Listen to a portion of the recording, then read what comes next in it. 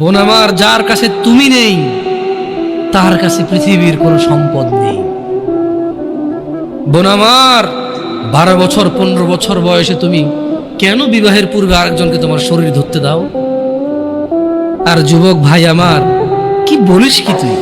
এই পৃথিবী আর পৃথিবীতে যা আছে এর চেয়ে মূল্যবান হচ্ছে এই মেয়েটা। তো এরকম মূল্যবান একটা জিনিস ওর ধরে ছুঁয়ে তুই ওকে ওর মূল্য কমিয়ে দিবি? এত বড় জুলুম ওর প্রতি তোর!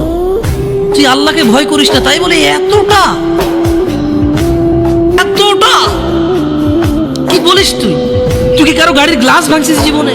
না। কেন? ওর লস হবে। তুই কি কোনোদিন কোনো মানুষকে ঘুষি দিছিস? না। কারণ তাহলে ও বেচারা কষ্ট পাবে। তুই কি জীবনে কারো পেটে ছুরি ঢুকাই দিছিস? না। ও মরে যাবে, তাহলে ওর ফ্যামিলি ক্ষতিগ্রস্ত, লসে পড়ে যাবে। তুই কি কারো টাকা মারছিস কোনোদিন? না। তাহলে ওর ফ্যামিলির টাকার কারণে কষ্ট পাবে।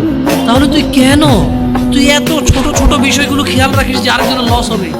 তাহলে তুই এই মেয়েটার জীবনটাকে তুই কি করলি?